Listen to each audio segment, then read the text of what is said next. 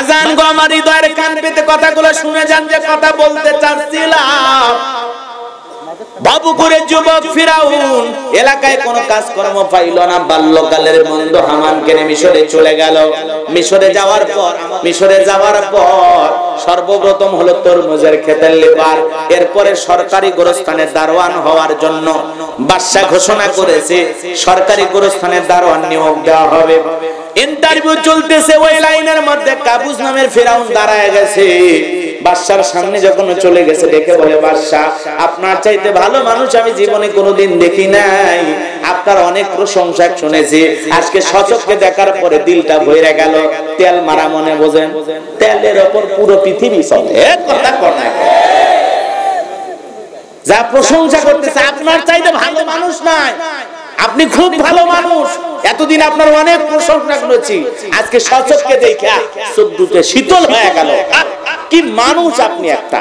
আমি ভিনদেশ থেকে আসছি বড় আশা নিয়ে আপনার দরবারে, আপনি যদি চাকরিটা আমারে দেন আমি বড় উপকৃত হব। বাড়িতে মা আছে, বিবি আছে, বাবা আছে, আপনি যদি চাকরিটা দেন আমি অনেক বড় উপকৃত হব, আপনার কাছে সারা জীবন কৃতজ্ঞ থাকব। এই কায়দায় যদি প্রশংসা করে, বাদশা কি চাকরি না দিয়ে পারে? কথায় আছে দুষ্ট লোকের মিষ্টি কথা। হৃদয়ের সবটুকু আবেগ ভালোবাসা নিয়ে ডাক দিয়ে বলেন তো আমাদের রব কে? হাত নামান। এই যে আল্লাহ আল্লাহ বলে ডাক দিলাম, বলেন তো বাজান আমাদের আল্লাহ খুশি না বেজার? দুনিয়াতে যদি আপনি বাবাকে বাবা বলে ডাক দেন, বাবা খুশি হয়ে যায়, মাকে মা বলে ডাক দিলে মা খুশি হয়ে যায়, ভাইকে ভাই বলে ডাকলে ভাই খুশি হয়ে যায়, বন্ধুকে বন্ধু বলে ডাক দিলে বন্ধু খুশি হয়ে যায়। আসমান জমিনের মালিক আল্লাহ, আমার আল্লাহকে আল্লাহ বলে ডাক দিলে আমার আল্লাহর কুদরতি অন্তর ভরে যায়। আল্লাহু আকবার। দুনিয়ার কোন মানুষকে যদি অতিরিক্ত কয়েকবার ডাক দেওয়া হয়, বাবা ও বাবা, বাবা ও বাবা, বাবা রাগ করে বলে, অত বাবা বাবা বলো কেন, তোমার কি হয়েছে? রাগ করে বাবা। মাকে যদি ডাক দেওয়া হয়, মা ও মা, মা মা, মা বলে, তো মা মা করিস কেন, কি হয়েছে তোর, কি মরণের বিগের উঠছে? কথা কথা। ভাইকে যদি ডাক দেওয়া হয়, ভাই ও ভাই, বড় ভাই, ভাই বলে, আরেকবার যদি ভাই করে ডাক দেস তোরে তুলে আছাড় মারবো। তার মানে অতিরিক্ত কয়েকবার বাবা বলে বাবাকে ডাক দিলে বাবা বাবা ডাক শুনতে অত বাবারও ভালো লাগে না। অতিরিক্ত কয়েকবার মাকে মা বলে ডাক দিলে অত মা মা শুনতে মায়েরও ভালো লাগে না। অতিরিক্ত কয়েকবার ভাইকে ভাই বলে ডাক দিলে অত ভাই ভাই শুনতে ভাইয়েরও ভালো লাগে না। কোটি কোটি বার ডাক দিলেও যিনি বিরক্ত হন না তিনি কে? ডাকবেন যত বেশি আল্লাহ তত হবে খুশি, যত ডাকবো তত আল্লাহর প্রিয় হব। বলেন কথা ঠিক কি না? কোটি কোটি বার ডাক দিলেও বিরক্ত হন না যিনি তিনি কে? আল্লাহ। কেমন আল্লাহ পাইছি, যত ডাকি না কেন আমার আল্লাহ তত বান্দার উপরে খুশি। যে বান্দা যত বেশি আল্লাহকে স্মরণ করবে ওই বান্দা তত বেশি আল্লাহর নিকটতম হবে। কথা বলেন ঠিক কি? এইজন্য সম্পর্ক যদি করা লাগে, মহব্বত আর ভালোবাসা যদি করা লাগে, একজনের সাথে করব তিনি কে? আল্লাহ। হ্যাঁ, জীবনেও ঠকবেন না। যুবক, প্রেম যদি করা লাগে, আসমান জমিনের মালিক তোমার আমার রব, তোমার আমার সৃষ্টিকর্তা আল্লাহর সাথে প্রেম করো। এই প্রেমে জীবনে কোনোদিন শেখা নাই, এই প্রেমে জীবনে কোনোদিন ব্যর্থতা নাই, খালি সফলতা, খালি সফলতা। কথা বলে ঠিক কি? আপনি আমি যদি আল্লাহর হয়ে যেতে পারি, পুরো দুনিয়া আপনার আমার হয়ে যাবে। কথা বলেন ঠিক? এই জন্য হৃদয়ের কান পেতে কথাগুলো শুনে যান। মা বোন যারা বসে আছেন, মা আপনাদের কথাও ভুলি না, একটু অপেক্ষা করেন। যুবক যুবতীর দল, তোমাদের কথা আমি ভুলি নাই। একটু লম্বা হবে, কষ্ট যদি হয় লম্বা সময় ধরে যদি কিছু আলোচনা করি, মন খারাপ করবেন, কষ্ট হবে না তো ইনশাআল্লাহ। আমার আল্লাহ রাব্বুল আলামিন বলেন, ইন্নাল্লাযীনা ক্বালু রাব্বুনাল্লাহ, নিশ্চয়ই যারা বলে আমি তাদের রব, আমাদের রব কে? সে আল্লাহ রাব্বুল আলামিন রূহের জগতে আপনাকে আমাকে সৃষ্টি করার পর প্রশ্ন করলেন, আলাস্তু বিরাব্বিকুম, আমি কি তোমাদের রব নই? আমরা সেদিন সবাই জবাব দিয়ে বলেছিলাম, ক্বালু বালা, ও অবশ্যই আপনি আমাদের রব। জোরে বলুন আল্লাহু আকবার। রূহের জগতে আপনি আমি সাক্ষী দিলাম ক্বালু বালা, অবশ্যই আপনি আমাদের রব। এই পৃথিবীর জমিনে আল্লাহ রাব্বুল আলামিন আপনাকে আমাকে যখন পাঠায়া দিলেন, এই জমিনে আসার পর আল্লাহ রাব্বুল আলামিন সর্বপ্রথম মহাগ্রন্থ কোরআনুল কারীম নাজিল করলেন। সেই কোরআনুল কারীম নাজিল করার 1 নাম্বার আয়াত, ইকরা বিসমি রাব্বিকাল্লাযী খলাক, পড়ো তোমার রবের নামে যিনি তোমাদেরকে সৃষ্টি করেছেন। বলেন তো আমাদেরকে সৃষ্টি করেছেন কে? এই আয়াতের ভিতরে রব শব্দ আছে না নাই? সেই রবের শিক্ষা দেওয়া হয় কোথায়? মাদ্রাসায়। জোরে বলেন কোথায়? এ মুসলমান, ভালো করে বোঝার চেষ্টা করবেন। ইকরা বিসমি রাব্বিকাল্লাযী খলাক, পড়ো তোমার রবের নামে যিনি তোমাদেরকে সৃষ্টি করেছেন। সেই রবের জ্ঞান যদি অর্জন করতে চান, রবের পড়া যদি পড়তে চান, বলেন তো মাদ্রাসা ছাড়া কি বিকল্প কোন রাস্তা আছে? আরো জোরে বলেন আছে। এই জন্য সন্তানদেরকে মাদ্রাসায় পাঠানোর দরকার আছে না নাই? হাফেজের বাবা হইলে দুনিয়াতে সম্মান মানুষ দেখ আর না দেখ। ছেলে পুলিশের চাকরি করে, বাবারে মানুষ সম্মান, বাপ রে বাপ, ছেলে পুলিশ, ছেলে আরবি, কথা বলেন, ওনার ছেলের হ্যাঁ, ওনার ছেলে অমুক, কথা বোঝেন নাই? অনেক প্রশংসা করে। ছেলে যদি গায়ক হয়, নায়ক হয়, বাবার প্রশংসা বেড়ে যায়। ছেলে যদি শিল্পী হয়, বাবার প্রশংসা হয়। আর যদি ছেলে হাফেজ হয়, আলেম হয়, মুফতি হয়, দেখবেন দাম বাড়ে না। মানুষ বলে কার হাফেজ, কথা বলেন না কেন? ও যত ওট দেখা করুক, ঠোঁট দেখা করুক, যত ইনসাল করুক না কেন রে মুসলমান, একটা কথা মনে রাখবেন, দুনিয়াতে সম্মান না থাকলে আল্লাহর কাছে দাম আছে না? না। হাফেজদের যে সম্মান আছে, এই যে সালেহ আহমেদ তাকরিম 111টা দেশের মধ্যে ৩য় স্থান লাভ করেছে। বলুন আল্লাহু আকবার। বাংলাদেশের পতাকাকে বিশ্বের দরবারে উঁচু করে তুলে ধরেছে। শুধু তাই নয়, ওই দেশে 1 লক্ষ রিয়াল পুরস্কার পেয়েছে। এরপরে বাংলাদেশে ইসলামিক ফাউন্ডেশন থেকে তাকে রাষ্ট্রীয়ভাবে সংবর্ধনা দেওয়া হয়েছে। কথা বলেন ঠিক কিনা? শুধু তাই নয়, টাঙ্গাইলের প্রশাসনের ভাইরা পর্যন্ত তাকে সম্মান প্রদর্শন করে কিছু টাকা দিয়েছেন। অনেক পুলিশের ভাইরা তার বাড়িতে যায়, তার সাথে মুসাফা করেছেন, দেখা করেছেন, তার বাবার সাথে কথা বলেছেন, তার দাদার সাথে কথা বলেছেন, তার মায়ের সাথে কথা বলেছেন। পুরো বাংলাদেশের মানুষ কলিজা থেকে তাকরীমের জন্য দোয়া করেছে। কথা বলেন ঠিক কিনা? আমরা দোয়া করি এরকম কোটি কোটি তাকরীম বাংলার ঘরে ঘরে জন্মগ্রহণ করুক। কথা বলেন ঠিক কিনা? এই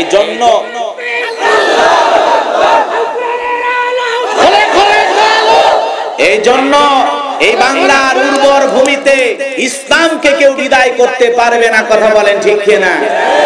হাফেজ আলেমদের সংখ্যা দিন দিন বাড়তেছে না কমতেছে? আরো বাড়বে ইনশাআল্লাহ। এই জমিন কোরআন আর ইসলামের জন্য হবে ইনশাআল্লাহ। সেই দিন বেশি দূরে নয়। আল্লাহ কবুল করুন, চিল্লা বলুন আমিন। এই জন্য বাজান গো, আমার হাফেজ আলেমের বাবা হওয়া লাগবে। কথা বলেন ঠিক কিনা? আপনার আমার মৃত্যুর পরে যেন সন্তানটা দাঁড়ায়া জানাজার নামাজের ইমামতি কইরা আপনাকে আমাকে কবরে রাখতে পারে, আপনাকে আমাকে কবরে রেখে আল্লাহর দরবারে দুহাত পেতে দোয়া করতে পারে, এমন সন্তান এই জমিনে রেখে যাওয়ার দরকার আছে না? না। রাগ করেছেন মনে হয়? তাহলে সর্বপ্রথম সন্তানদেরকে পড়াবেন কোথায়? আরো জোরে বলেন কোথায়? যেই ছোট্ট বাচ্চা 5-6 বছর বয়স মাদ্রাসায় পড়াশোনা করে, কয়েকদিন মাদ্রাসায় যাতায়াত করতে করতে ছোট্ট বাচ্চাটা হারে বাইরে আইসা মারেও সালাম দেয়, বাবারেও সালাম দেয়, দাদারেও সালাম দেয়, দাদিরেও সালাম দেয়, পাড়া প্রতিবেশী মুরব্বীদেরকে দেখলেই সালাম দেয়। মানুষ জিজ্ঞাসা করে, হাসির চলে, বাবা তুমি কই পড়ো? বলে অমুক মাদ্রাসায় পড়ি। বাহ, তুমি তো চমৎকার, কি পড়ো এখন? বলে আমি আমপাড়া পড়ি, কয়েকদিন পরে আমি নাজরানা পড়বো। এই যে সুন্দর করে সন্তানটা এগিয়ে যায়, আদব কায়দা শেখে, আদব ইনসান। কথা বলেন ঠিক কিনা? আদব ওয়ালা হয়, আখলাক ওয়ালা হয়, চরিত্রবান হয়। কথা বলেন ঠিক কিনা? ছোট্ট বাচ্চা মাদ্রাসায় পড়াশোনা করে, বাবা মা কত খুশি, আমার একটা মাদ্রাসা আছে। মাঝে মাঝে অভিভাবকের আইসা আমার কাছে চোখের পানি ছেড়ে দিয়ে কাঁদে আর বলে, হুজুর আমার সন্তানটা বড় আশা করে দিয়েছে, একজন যেন দ্বীনের দায়ী হয়, একজন হাফেজ যেন হয়, একজন আলেম যেন হয়, হুজুর আপনি দোয়া করবেন। অনেক অভিভাবক সন্তানের সাথে দেখা করে চোখের পানি ফেলাইতে ফেলাইতে চোখটা মুছতে মুছতে কলিজার টুকরা ছেলেকে মাদ্রাসায় রেখে বাবা মা চলে যায়। এই যে বাবা মা ত্যাগ স্বীকার করে, এই যে কষ্ট করে, নিজের কলিজার ধনটাকে মাদ্রাসায় রেখে বাড়িতে একা একা তাদের জন্য অনেক দুশ্চিন্তা করে, এই যে বাবা মার অক্লান্ত পরিশ্রম, এই যে ত্যাগ, এই যে কষ্ট করার কারণে একদিন সন্তানটা বড় মুক্তি হয়, বড় আলেম হয়, বড় হাফেজ হয়। কথা বল ঠিক কি না? এলাকার সবচাইতে বড় মসজিদের খতিব সন্তান, এটা অনেক বড় সম্মানের বিষয়, অনেক বড় একটা গৌরবের বিষয়। কথা বলেন ঠিক কি না? ওই বাবা গর্বিত যে তার সন্তানকে আলেম বানাইতে পারছে। কথা বলেন ঠিক কি না? রাগ করেছেন মনে হয়। সম্মানিত হাজিরিন, কথাগুলো বোঝার চেষ্টা করবেন, লম্বা হয়ে যাবেন, লম্বা করব না। তাহলে সর্বপ্রথম যে আয়াতে কারিমা, এর ভিতরে রব শব্দ আছে না নাই? জীবনের পরতে পরতে যেই সূরাটা বেশি তিলাওয়াত করি, যেই সূরাটি তিলাওয়াত না করলে আমাদের সালাত হয় না, সূরাতুল ফাতিহার 1 নম্বর আয়াত। জবান ছেড়ে সবাই একবার বলুন, আলহামদুলিল্লাহি রাব্বিল আলামিন। সমস্ত প্রশংসা, যাবতীয় প্রশংসার একমাত্র মালিক তিনি, সৃষ্টিগুলোর রব, প্রতিপালক আমাদের আল্লাহ, যিনি। আল্লাহু আকবার বলেন। এই আয়াতের ভিতরে রব শব্দ আছে না নাই? আপনি আমি যখন নামাজের মধ্যে দাঁড়ায় গেলাম, বাজান গো আমার, সূরা ফাতিহার 1 নম্বর আয়াতে রব শব্দ। আপনি আমি যখন রুকুতে চলে গেলাম, কি তাসবিহ পড়লাম? সুবহান রাব্বিয়াল আযীম, সুবহান রাব্বিয়াল আযীম, রব শব্দ আছে না নাই? এরপরে আপনি আমি যখন রুকু থেকে দাঁড়াইলাম, কি বললাম? রব্বানা লাকাল হামদ, রব শব্দ আছে না নাই? এরপরে আপনি আমি যখন সিজদায় চলে গেলাম, কি তাসবিহ বললাম? সুবহান রাব্বিয়াল আলা, সুবহান রাব্বিয়াল আলা, রব শব্দ আছে না নাই? এরপরে যখন নামাজ শেষ হয়ে গেল, মুনাজাত করি, দুহাত পেতে আল্লাহর কাছে প্রার্থনা করি, তখন কি বলি? রব্বানা আতিনা ফিদ দুনিয়া হাসানাতাও ওয়া ফিল আখিরাতি হাসানাতাও ওয়া কিনা আযাবান নার। সূরা বাকারা 201 নম্বর আয়াত। আল্লাহর কাছে বললাম, হে আমাদের রব, আমাদেরকে দুনিয়ার কল্যাণ দান করো, আখিরাতের কল্যাণ দান করো, আর কঠিন জাহান্নামের আগুন থেকে আমাদের মুক্তি দাও। তাহলে ইহকাল পরকালের কল্যাণ দেওয়ার একমাত্র মালিক কে? আল্লাহ। জাহান্নামের আগুন থেকে মুক্তি দেওয়ার মালিক কে? বাজান গো আমার। এরপরে পবিত্র কুরআনুল কারীমের সর্বশেষ যেই সূরা, সূরাটির নাম হলো নাস, তার 1 নম্বর আয়াত, কুল আউযু বিরাব্বিন নাস। আল্লাহু আকবার। রব শব্দ আছে না নাই? তাহলে জীবনের পরতে পরতে রব। ও ঝিনাইদহের মুসলমান, আপনি আমি যেদিন মারা যাব, মসজিদের মাইকে যেদিন এলান হবে, এই গ্রামের অমুক ব্যক্তি বেঁচে নাই, ইন্না লিল্লাহি ওয়া ইন্না ইলাইহি রাজিউন। আপনার আমার মৃত্যুর সংবাদ শোনার পর ছেলেটা কেঁদে বলবে বাবা নাই, মেয়েটা কেঁদে বলবে বাবা নাই, প্রিয়তমা স্ত্রী কেঁদে বলবে আমার স্বামী নাই, মা বাবা বেঁচে থাকলে বলবে কলিজার ধনটা হারাইলাম। পাড়া প্রতিবেশী, বন্ধু বান্ধব সবাই ছুটে আসবে, আপনার আমার দেখে রঙিন পোশাক কুইলা, গোসল করাইয়া দিয়া, আতর সুরমা দিয়া সাজাইয়া, চকলেটের মতো সাদা কাফনের মধ্যে মোড়াইয়া, খাটনির উপরে তুইলা, 4 জন বরযাত্রী ধইরা অন্ধকার কবরে নিয়ে যাবে। ওই কবরে 3 জন মিলে রেখে দেবে। ওই কবরে রাখার পর মনে মনে ভেবে নেব, হয়তো ভাই 3 জন মানুষ আমার সাথে যাবে। না না, একে একে সবাই কবর থেকে উঠে আসবে। ওই কবরে রাখার পর দূর আকাশটা একটু একটু দেখা যায়। আস্তে আস্তে যখন কবরের উপরে বাঁশের বিছানা বিছায়া দিবে, বাঁশের ছাউনি দিয়ে দেবে, ওই বাঁশের ছোট্ট ছোট্ট চিত্র দিয়া দূর আকাশটা একটু দেখা যায়। এরপরে যখন ওর উপরে পাটি বিছায়া দেয়, অথবা কলার পাতা দিয়ে দেয়, তার উপরে আবার মাটি দেওয়া শুরু করে। মাটি যখন দিয়ে দেবে কবরটা হয়ে যাবে অন্ধকার। আত্মীয়স্বজন সবাই ওই জায়গায় দাঁড়ায় দোয়া করে চলে যাবে একে একে। ওদের পায়ের আওয়াজ আপনি আমি শুনতে পাইব, চিৎকার মেরে ডেকে বলবো, কই যাও গো, একা এই জায়গায় অন্ধকার কবরে রাইখা তোমরা কই যাও? আপনি আমি চিৎকার মেরে রাখবো, আপনার আমার চিৎকার দুনিয়ার কেউ শুনতে পাবে না। ওই অন্ধকার কবর, যেই কবরে জানালা নাই, দরজা নাই, ডানে মাটি বামে মাটি, মাটির হবে বিছানা, উপরেতে বাঁশের ছাউনি, কবর নাম তার ঠিকানা। ওই কবরে আপনাকে আমাকে একা একা থাকতে হবে বাজান। নবীজি বলেন যে কবরে চলে গেল তার চাইতে অসহায় আর কেউ নাই। আমার নবীজি বলেন, ইন্নামাল কুবুর রাউযাতুম মিন রিয়াদিল জান্নাহ আও হুফরাতুম মিন হুফারিন নার। রাওয়াহু তিরমিজি। বিশ্ব নবী ডেকে বলেন, যে ব্যক্তির আমল ভালো, মৃত্যুর সঙ্গে সঙ্গে আল্লাহ রাব্বুল আলামিন তার কবরটাকে জান্নাতের বাগান বানায় দিবেন। বলুন সুবহানাল্লাহ। আর যে ব্যক্তি না আমল খারাপ, আও হুফরাতুম মিন হুফারিন নার, তার কবরটা হবে জাহান্নামের আগুনের গর্ত। ওই কবরে রাখার সঙ্গে সঙ্গে তার কবরটা হয়ে যাবে জাহান্নামের আগুনের গর্ত। ওই জাহান্নাম বড় কঠিন জায়গা, ওই জাহান্নাম বড় ভয়ঙ্কর জায়গা। ওই জাহান্নামের আযাব, আগুন, যন্ত্রণা, কষ্ট আপনি আমি সহ্য করতে পারবো না রে বাজান। জাহান্নাম নিয়ে আমি আজকে আলোচনা করতে যাব না, শুধু এতটুকু বলবো, ওই জাহান্নামে আমরা কেউ এক সেকেন্ডের জন্য যেতে চাই না। কথা বলেন ঠিক কি না? এই জন্য নেক আমল করে আমলের জিন্দেগি করতে হবে। কবরে যাওয়ার আগে নেক আমলের মাল সামানা রেডি করতে হবে। আজ হোক কাল হোক চলে যাব, এটাই জীবনের শেষ সকাল, এটাই জীবনের শেষ রাত হতে পারে। আজকে ফজরের নামাজের পরে আপনার আমার জানাজা হয়ে যেতে পারে, আমার জীবনের শেষ মাহফিল এটা হয়ে যেতে পারে। আজকে আমি ঝিনাইদহ থেকে গাইবান্ধা যাওয়ার পথে পথের মধ্যে দুর্ঘটনায় মারা যেতে পারি। কালকে হয়তোবা শিরোনাম হবে গোলাম রব্বানী আর বেঁচে নাই। এই বাজান আজ হোক কাল হোক পৃথিবীর জমিন থেকে বিদায় নিয়ে যেতে হবে। এজন্য নেক আমল করতে হবে, আল্লাহ রাব্বুল আলামিনের গোলামি করতে হবে, কোরআন সুন্নাহ দিয়ে জীবনটাকে সাজাইতে হবে। কথা বলেন ঠিক কি না? তাহলে ওই কবর বড় কঠিন জায়গা। ওই কবরের প্রথম রাত কিভাবে কাটবে, পহেলা রাত কেমনে থাকবো একা একা কবরে, কি হবে আপনার আমার? যে কবর সাপ বিচ্ছুর কারখানা, যন্ত্রণাদায়ক জায়গা। ওই কবরের মাটি, ডানের মাটি বামে চলে যাবে, বামের মাটি ডানে চলে যাবে, এমন জোরে চাপ দেবে গো, এক পাজরের হাড় অন্য পাজরে ঢুকে যাবে, যন্ত্রণায় ছটফট করবে কবরে থাকা ব্যক্তি।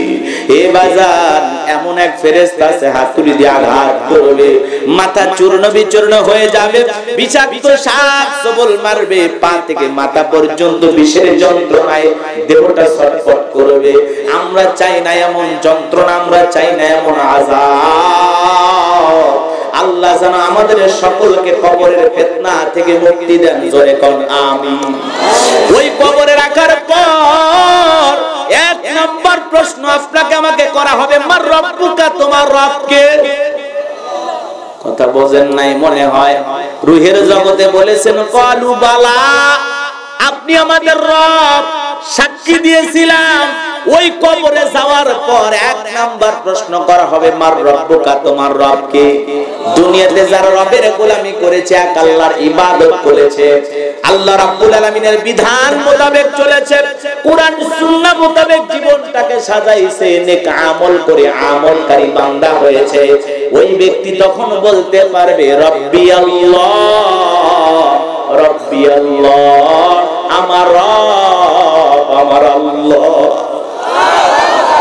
কিন্তু যে ব্যক্তি রবের গোলামি করে নাই, আল্লাহর পাঠানো জীবন ব্যবস্থা মোতাবেক জীবনকে পরিচালনা করে নাই, শয়তানের বাঁকা পথে জীবনটাকে পরিচালনা করেছে, সুদ ঘুষ জিনা ব্যভিচার, দুনিয়াতে যা মনে চেয়েছে আমোদ প্রমোদ, হত্যা লুণ্ঠন জুলুম খুন খারাপি সন্ত্রাস চাঁদাবাজ, যা মনে চেয়েছে দুনিয়াতে সব কিছু করে গেছে। আপনার কি মনে হয় কবরে যাও মাত্রই সেও বলতে পারবে রব্বি আল্লাহ? কথা কোন না কেন? অনেক প্রশ্ন অনেক সময় আপনি আমি উত্তর জানি, কিন্তু উত্তর দেওয়া যায় কথা কন না কেন? উত্তর দেওয়া যায়? ওই কবরের তিনটা প্রশ্নের উত্তর আপনি আমি সবাই জানি, সবার মুখস্থ, কিন্তু সবার জবান দিয়ে বের হবে, কারণ জীবনে তো রবের গোলামি করি নাই, রবের বিধান মোতাবেক জীবন পরিচালনা করি নাই, আমি এক আল্লাহর ইবাদত করে জীবনটা কাটাই নাই, তাহলে আপনি আমি কেমনে বলতে পারবো যে আমার রব আল্লাহ, আল্লাহর পাঠানো দ্বীন ইসলাম জীবনে কোনোদিন ধারণই করলাম না, ইসলাম কি বোঝার চেষ্টা করলাম না, ইসলামের পথে জীবনেও হাঁটলাম না, আপনি আমি মরার পরে বলতে পারলাম দ্বীন ইয়াল ইসলাম, আমার দ্বীন ছিল ইসলাম, বলতে পারবো? কতই সহজ। রাসূলের জীবন আদর্শ মানলাম না, রাসূলকে মানলাম না, রাসূলকে কত লোক কটাক্ষ করে কথা বললো, আজে বাজে কথা বললো, রাসূলকে নিয়ে কটূক্তি করলো, জীবনে কোনোদিন প্রতিবাদ করলাম না, মিছিল মিটিং করলাম না, বিবৃতি দিলাম না, আমি আশিকে রাসূল দাবি করলাম, আর কবরে যাওয়া মাত্রই বলতে পারলাম মুহাম্মদ রাসূলুল্লাহ সাল্লাল্লাহু আলাইহি সাল্লাম আমার রাসূল, বলতে পারবো? এতই সহজ। কথা বলেন না কেন? এই যে শরীয়তপুরের এক কুলাঙ্গার রাজীব, কথা বলেন না কেন? রাসূলকে নিয়ে এমন বাজে বাজে মন্তব্য করেছেন, এমন বাজে বাজে ভাষা সাহাবা ইকরামদেরকে নিয়ে বলেছেন। আমরা প্রশাসনের দৃষ্টি আকর্ষণ করে বলছি, যত দ্রুত সম্ভব যে রাসূলকে নিয়ে কটূক্তি করেছে, আমার রাসূলকে নিয়ে কথা বলেছেন, সাহাবা ইকরামকে নিয়ে কথা বলেছেন, অতি দ্রুত তাকে গ্রেফতার করে শাস্তি প্রদান করা হোক। কথা বলেন ঠিক কিনা?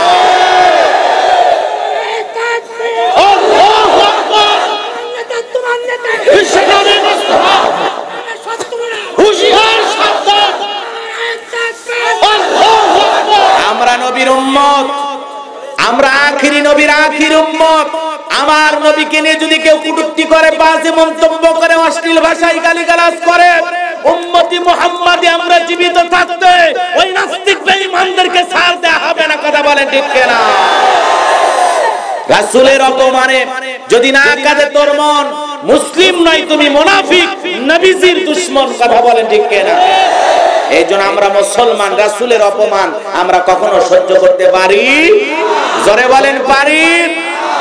এই সমাজে যদি তাদের বিচার না হয়, দেখবেন ওরা এমন ঘৃণিত হবে, এমন লাঞ্ছিত হবে, চোখের সামনে দেখবেন তাদের অভিশপ্ত মৃত্যু অপেক্ষা করতেছে। কথা বলেন ঠিক কিনা? কারণ রাসূলকে গালি দিয়েছিল আবু লাহাব, পরিণতি ভালো হয় নাই। কথা বলেন না কেন? রাসূলকে গালি দিয়েছিল আবু লাহাবের সন্তান, জীবনের পরিণতি ভালো হয় নাই। এই জন্য আজও পৃথিবীর জমিনে যারাই রাসূলকে নিয়ে উল্টাপাল্টা মন্তব্য করবে, বাজে মন্তব্য করবে, মুহাম্মদ রাসূলুল্লাহকে নিয়ে কটূক্তি করবে, তার কাটুক প্রদর্শন করবে, ওই জালেম আর বেয়াদবদের পরিণতি ভালো হবে না। কথা বলেন না কেন? এই জন্য আমরা মুসলমান, রাসূলকে নিয়ে কেউ কথা বললে আমরা সহ্য করতে পারি? রাসূলকে নিয়ে কেউ অপমানজনক মন্তব্য করলে আমরা সহ্য করতে পারি? পারি না। কারণ রাসূলের প্রেম আমাদের কলিজায়, আমাদের নবী আমাদের কলিজার টুকরা, নিজের জীবনের চাইতে বেশি ভালোবাসি মুহাম্মদ রাসূলুল্লাহ সাল্লাল্লাহু আলাইহি সাল্লামকে। কথা কি ঠিক আছে? কারা কারা রাসূলকে নিজের জীবনের চাইতে বেশি ভালোবাসেন? দুই হাত তুলে আমার আল্লাহকে দেখান। আল্লাহ, আমরা সবাই বিশ্ব নবীকে ভালোবাসি কলিজা থেকে। কথা বলেন ঠিক কিনা? আল্লাহ আমাদের ভালোবাসা কবুল করুন, ছেলে বলুন আমিন। হাত নামান। এই জন্য রাসূলের অপমান যেটা করতে চাইবে, আমরা সদা সর্বদাই রাসূলের উম্মত হিসাবে, রাসূলের রূহানী সন্তান হিসাবে আমরা সব সময় প্রতিবাদ করব। রাসূলের অপমান সইবে না রে মুসলমান, বিশ্ব নবীর অপমান সইবে না রে মুসলমান। মানি না, মানব না, মানতে পারি না আল্লাহ রাসূলের অবমাননা। মানি না, মানব না, মানতে পারি না আল্লাহ রাসূলের অবমাননা। অপমাননাকারীরা রক্ষা পাবে না, অপমাননাকারীরা রক্ষা পাবে না।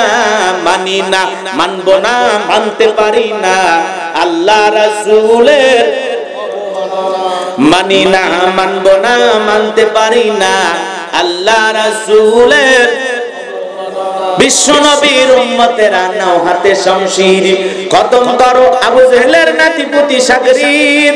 বিশ্বনবীর উম্মতেরা নাও হাতে শমশির, কদম করো আবু জেহেলের নাতিপুতি সাগরিদ, নাস্তিকদের আস্তানাতে আগুন জ্বালাও না, মানি না মানব না মানতে পারি না, আল্লাহ রাসূলের অবমাননা, মানি না মানব না মানতে পারি না, বিশ্বনবীকে অপমান করে কষ্ট পাইছে, করলো সিনেমা, এর জন্য দায়ী থাকবে বারাক ওবামা। বিশ্বনবীকে অপমান করে করলো সিনেমা, এর জন্য দায়ী থাকবে বারাক ওবামা। বুশের মতো জুতা খাইতে সময় লাগবে না, ওই নাস্তিকদের বুশের মতো জুতা খাইতে সময় লাগবে না, মানি না মানব না মানতে পারি না, আল্লাহ রাসূলের অবমাননা, মানি না মানব না মানতে পারি না, আলেম ওলামার অবমাননা, মানি না মানব না মানতে পারি না, আল্লাহর কোরআনের অবমাননা। কথা বলে ঠিক কিনা? ও ঝিনাইদহের মুসলমানেরা, হৃদয়ের কান পেতে কথাগুলো শুনে যান, যে কথা বলতে চাচ্ছিলাম বাজান গো আমার। তাহলে ওই কবরের এক নাম্বার প্রশ্ন, মার রব্বুকা, রব শব্দ আছে না নাই? জোরে বলেন, রব শব্দ আছে না নাই? সেই রবের গোলামি আপনার আমার করার দরকার আছে না নাই? এজন্য আল্লাহ রাব্বুল আলামিন বলেন, ইন্নাল্লাযীনা ক্বালু রাব্বুনাল্লাহ, নিশ্চয়ই যারা বলে আমি তাদের রব, সুম্মাস্তাকামু, এতঃপর অবিচল অটল থাকে, তাতানাজ্জালু আলাইহিমুল মালায়েকা, তাদের জন্য আল্লাহ রাব্বুল আলামিনের পক্ষ থেকে ফেরেশতার দল অবতীর্ণ হয়। বলুন আল্লাহু আকবার। ফেরেশতারা এসে বলে, আল্লাহ তাকাফু, ভয় পেও না, ওয়ালা তাহজানু, চিন্তাগ্রস্ত হও না, টেনশন করো না, ওয়া আবশিরু বিল জান্নাতিল্লাতী কুনতুম তুআদুন, তোমাদেরকে যে জান্নাতের প্রতিশ্রুতি দেওয়া হয়েছিল, যে জান্নাতের সুসংবাদ দেওয়া হয়েছিল, আজকে তোমরা সেই জান্নাত গ্রহণ করো। বলুন আল্লাহু আকবার। সেই জান্নাতের সুসংবাদ নাও, চিল্লায়ে বলুন আল্লাহু আকবার। তাহলে বাজান গো আমার, কারা পাবে জান্নাতের সুসংবাদ? সুম্মাস্তাকামু, যারা ইস্তেকামাত থাকবে, অবিচল অচল থাকবে, দৃঢ়তার সহিত কথা বলে ঠিক কিনা? কষ্ট পাচ্ছেন? তাহলে ইন্নাল্লাযীনা ক্বালু রাব্বুনাল্লাহ, নিশ্চয়ই যারা বলে আমি তাদের রব, জোরে বলেন আমাদের রব কে? তাহলে জীবনের পরতে পরতে সব জায়গায় রব। কবরের এক নাম্বার প্রশ্ন, মার রব্বুকা, তোমার রব কে? ওই কবরের তিনটা প্রশ্নের সঠিক উত্তর কবরের সলজম আল্লাহ পাক আমাদের সহজ করে দিন, জোরে বলুন আমিন। কষ্ট হচ্ছে আপনাদের? তাহলে ইন্নাল্লাযীনা ক্বালু রাব্বুনাল্লাহ, নিশ্চয়ই যারা বলে আমি তাদের রব। এই পৃথিবীর জমিনে অনেক মানুষকে আল্লাহ রাব্বুল আলামিন রাজত্ব দিয়েছিল, ক্ষমতা দিয়েছিল। এ বাজান গো আমার, একজন জালেম পৃথিবীর জমিনে নিজেকে মাতা নাম রেখেছিল কাবুস, কিপ্তিদের তরফ থেকে নাম ছিল রামসিস, বলখিয়াও বলা হয়। আর মিশরের যেই বাদশা হয়, উপাধি নাম হলো ফিরআউন। যেই মিশরের চেয়ারে বসে তার নামই, কথা কয় না কেন? যেমন রাজা বলা হয়, বাদশা বলা হয়, কথা কয় না? তো ওইরকম একটা নাম, চেয়ারম্যান, মেম্বার, ওইরকম মিশরের চেয়ারে ক্ষমতায় যেই বসে নামটাই হলো, ওই চেয়ারে বসলে সে একটা ফেরাউন। কথা কি বুঝা গেল? এটা উপাধি। কষ্ট পাচ্ছেন আপনারা? আমি কি বলবো না, সামনের দিকে নিয়ে যাবো না, এখানে দোয়া করে দেবো? হ্যাঁ, কষ্ট হবে না তো আপনাদের? হ্যাঁ, একটু শুরু করি, তাহলে টের পাবেন আস্তে আস্তে। লিল্লাহি তাকবীর। সম্মানিত ভাইয়েরা আমার, এই কাবুস নামের ফিরাউন নিজেকে রব বলে দাবি করেছিল। এ ছিল একটা ভবঘুরে যুবক, এলাকায় কোনো কাজকর্ম নাই, বাল্যকালের বন্ধু। ভালো করে বুঝবেন, বাল্যকালের বন্ধু একজন ছিল, নাম হলো হামান। কিনা? আরে ফিরাউন ছিল একটা ভবঘুরে যুবক। ভবঘুরে যুবক মানে বোঝেন না? কিছু ছেলেবেলা আছে, কাজ নাই, কর্ম নাই, খালি এলাকায় খাই দায় আর ঘরে, কথা বোঝেন নাই? কিছু বখাটা টাইপের যুবক থাকে, যারা মদ গাঁজা, ইয়াবা, ফেনসিডিল, গাঁজা মদ খায় গাছক ধাক্কা মারে, কয় ভাইজান সাইড দেন। কথা কোন না কে? গাছক ধাক্কা মারে কি কয়? ভাইজান সাইড দেন। তার মানে ও মাতাল, ওর হুঁশ নাই। ঘরের দরজায় ডাক দিয়ে কয়, মা দরজা খোল। বউ ডাক দিয়ে বলে কি ব্যাপার আমার কি ভুলে গেছো, আমি তো তোমার শেফালি। মা কইয়া কারে ডাক দিলা? ওই বউ বেশি কথা কইস না, আজ একটু বেশি পরিমাণে মাল খাইছি এইজন্য তোরে মা বলে ডাকাইছি। কথা বোঝেন নাই? মাল খায়া বউরে কি ডাক দেয়? কথা কর না কেন? এরকম মাতাল আছে না নাই? একটা মাতাল একটা পরিবারের জন্য বলেন ধরো হবক না আযাব? কথা কর না কে আপনারা? ওই মাতালের জন্য ওর বউ নিরাপদ না, ওর সন্তান নিরাপদ না, ওর মা বাবা নিরাপদ না, এমনকি ওর গ্রামের মানুষও নিরাপদ না। একটা মাদক সেবনকারী কতটা ভয়ঙ্কর আপনারা দেখেছেন, নিজের কলিজার টুকরা ছেলেকে পর্যন্ত হত্যা করে, নিজের মা বাবারে পর্যন্ত হত্যা করে। সমাজে আছে না নাই? যারা এই যে মাদক সেবনকারী যুবক নষ্ট হয়ে গেছে, দেখবেন মাদকের টাকার জন্য মা বাবারে পিটাই, আছে না নাই? তাড়াতাড়ি টাকা দে, আমি খাবো। কি খাবি? বাবা মার সামনে কয় ইয়াবা ইয়াবা ইয়াবা। মা বাবা চিন্তা করে বাবা এটা আবার কি, নেশার ট্যাবলেট নাকি জ্বর সর্দি কাশের ট্যাবলেট আমরা তো জানি না। কয় টাকা দে নইলে তোর মাথা ফাটাবো। মা বাবা চিন্তা করে ওর হাতের মার খাওয়ার চাইতে ওরে টাকা দেওয়া ভালো। ওই টাকা দেয় আর ওই ছেলে নেশার কথা কন না ট্যাবলেট কিনে খায়, নাম হলো কি ইয়াবা। আপনারা দেখেছেন অবশ্যই ইয়াবা যারা খায়, দেখবেন ইয়াবার সূরা চালান। হাইরে ভাই, আমি দেখলাম প্রশাসনের লোক ধরছে, কেমন ভাবে ধরছে জানেন? ওই লোকটা কয়েকটা ইয়াবা ট্যাবলেট খেজুরের মতো কালো কালো টেপ পেয়েছে, গিলে খাইছে। কি করছে? ভিতরে খাইছে। ওইটা আবার পায়খানা রাস্তাতে বের হয়েছে, সেখান থেকে আবার টেপ খুলছে, তারপরে ওই ট্যাবলেট গুলো বাজারে বিক্রি করে। খাইতে তো সেই মজা, একই জিনিস দুইবার খায়। কথা কর না কে? এ বাজান গো আমার, এই জন্য দেখেন লক্ষ লক্ষ ফেন্সিডিলের বোতল আটক হয়। এজন্য মাদক মুক্ত যদি বাংলাদেশ করতে চায়, তাহলে যারা এই চোরা কারবারি করে, এই মাদকের সাথে জড়িত আছে, কোন দিক দিয়ে মাদক বাংলাদেশে ঢোকে, এমন এমন জায়গায় এমন এমন ভাবে নিরাপত্তা প্রহরী বসাইতে হবে যাতে এই দেশের যুবকের হাতে ফেন্সিডিলের বোতল না আসে। কিন্তু এক জায়গায় বন্ধ করতেছেন, হ্যাঁ, আর এক জায়গায় আবার লাইসেন্স দিয়ে দিয়েছে। 5 স্টার হোটেল, নাইট ক্লাব, মদের বার। বাংলাদেশ অবশ্য নাই, আমি ভারতের কথা বলতেছি। এই দেশে নাই? আছে। মদের বারে আমার এক ভক্ত চাকরি ফোন দিয়ে বলতেছে, হুজুর এই কারবার আমরা যে অবস্থায় আছি আমাদের কি হবে? আমি বলি কি হবে টের পাচ্ছ? হুজুর কি যে দেখতেছি জীবনে, আছে না নাই? সমাজে আছে না নাই? এইজন্য মাদক মুক্ত বাংলাদেশ করতে হলে নাইট ক্লাবও বুঝি না, 5 স্টার হোটেলও বুঝি না, প্রত্যেকটা জায়গায় মদ বন্ধ করতে হবে। কোন দিক দিয়ে মদ ঢোকে, কারা নিয়ে আসে, এমন একটা শাস্তি, এমন একটা আইন বাংলাদেশে বাস্তবায়ন করতে হবে যাতে একজন ব্যক্তিও নেশা করার জন্য কোন ট্যাবলেট বা কোন ডাল বা ফেন্সিডিল বা বাংলা মদ হোক আর বিদেশি মদ হোক আর কোন দেশের হোক, ওগুলো যেন খুঁজে না পায়। কথা কোন ঠিক কিনা? কারণ নেশায় আসক্ত জাতি কখনো উন্নতি করতে পারবে না। কথা কোন না কেন? নেশা করে দ্বারা সমাজের উপকার হবে না ক্ষতি হবে? কথা কোন?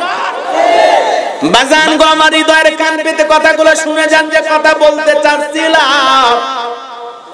বাবু করে যুবক ফিরাউন এলাকায় কোনো কাজকর্ম পাইল না, বাল্যকালের বন্ধু হামানকে নিয়ে মিশরে চলে গেল। মিশরে যাওয়ার পর আমাদের দেশে যেরকম বিদেশে চলে যায় উন্নতির জন্য, কথা কর না কা, এদেশে রোজগার নাই, কামাই করতে পারতেছে না, ভালো কোন ইনকাম পথ খোলা নাই, বাধ্য হয়ে বিদেশে চলে যায়, মালয়েশিয়া, দুবাই, মালদ্বীপ, সৌদি আরব। কথা কর। তো এইরকম ফিরাউন চিন্তা করলো আমার দেশে কোনো রোজগার নাই, কামাই নাই, কোনো পথ খোলা নাই, কি করা যায়? চলে গেলাম মিশরে। মিশরে যাওয়ার পর সর্বপ্রথম হলো তরমুজের ক্ষেতের লেবার। এরপরে সরকারি গোরস্থানের দারোয়ান হওয়ার জন্য বাদশা ঘোষণা করেছে সরকারি গোরস্থানের দারোয়ান নিয়োগ দেওয়া হবে। ইন্টারভিউ চলতেছে, ওই লাইনের মধ্যে কাবুস নামের ফিরাউন দাঁড়ায় গেছে। বাদশার সামনে যখন চলে গেছে, দেখে বলে, বাদশা আপনার চাইতে ভালো মানুষ আমি জীবনে কোনোদিন দেখি নাই, আপনার অনেক প্রশংসা শুনেছি, আজকে সচক্ষে দেখার পরে দিলটা ভরে গেল। তেল মারা মনে বোঝেন, তেলের ওপর পুরো পৃথিবী চলে। কথা কর না, যা প্রশংসা করতেছে আপনার চাইতে ভালো মানুষ নাই, আপনি খুব ভালো মানুষ, এতদিন আপনার অনেক প্রশংসা করেছি, আজকে সচক্ষে দেখা চোখ দুটো শীতল হয়ে গেল। কি মানুষ আপনি একটা। আমি ভিনদেশ থেকে আসছি বড় আশা নিয়ে আপনার দরবারে, আপনি যদি চাকরিটা আমারে দেন আমি বড় উপকৃত হব। বাড়িতে মা আছে, বিবি আছে, বাবা আছে, আপনি যদি চাকরিটা দেন আমি অনেক বড় উপকৃত হব, আপনার কাছে সারা জীবন কৃতজ্ঞ থাকব।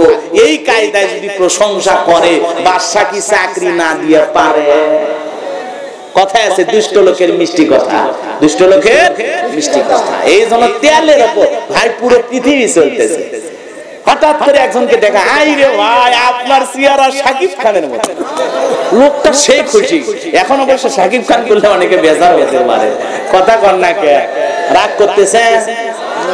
এইরকম পাম মারা কিছু মানুষ আছে না, পাম মারা তেল দেয়, মানে চেহারা যেমনই হোক, চেহারা তো দেখে মনে হচ্ছে ভেলেন, কিন্তু চেহারা দেখে বলতে আপনার চেহারা মাশাআল্লাহ, মানুষ যে এত সুন্দর হয় আপনার প্রথম দেখলাম। লোকটা খুশি হবে না বেজার হবে? যুবকেরা অবশ্য এগুলো পারে, কথা কন না। মেয়ে দেখলেই তোমার চেহারা তো গো বলিউডের নায়িকার মতো। কি হারামি চিন্তা করছেন? রাগ করতেছেন আপনারা? ভাই আমি নায়ক নায়িকা নিয়ে এগুলো কথা বলতেছি না, কিন্তু ওই যে সমাজের বাস্তবতা, তাই কথা বলেন ঠিক কিনা? চেহারা যেমনই যদি প্রশংসা করা হয় বেচারা খুব খুশি হয়ে যায়, আছে না নাই? তবে জিনায় জয় খুশি হয় না, বেজার হয় না। কি কয় ইউটিউবার ভাইরা আবার এগুলো কাইটে সাইটে দিও না, একটু তোমরা ভালো হয়ে উল্টা পাল্টা কিছু দিও না। এমনিতে আলেম ওলামা অনেক বিপদে আছে, আল্লাহ আমাদের হেদায়েত দান করুন, জোরে কোন আমিন। এই জন্য ভবিষ্যতে আমি অনেক চিন্তা ভাবনা করে দেখেছি যে হয়তো মঞ্চে আমরা অনেক কথা বলি, সেগুলো আবার কাটছাট করে যখন ইউটিউবে দেয় তখন আমাদের সমালোচনাটা আরো বেশি হয়। এই জন্য ভাই পুরো আলোচনা দেবেন, ওই কাটিং কুটিং দিয়ে বিপদে ফেলাইবেন না। আল্লাহ হেদায়েত দান করুন, জোরে কোন আমিন। কারণ কন্যায় 2টা বিয়ে করছে, 3টে বিয়ে করছে, এগুলো নিয়ে আমাদের টেনশন নাই। ওনার টাকা আছে, উনি বিয়ে করতেই পারে, কথা কন না কেন? আমি তো বলবো সাহসী ছেলে, কথা কন না কেন? কি পারে 2টা বউ 2টে বেটা, কথা কন না কেন? হ্যাঁ, নাম্বার 1 সব দিক দিয়ে নাম্বার 1, কথা কন না কেন? বেটির খবর না, খালি বেটা, খালি বেটা।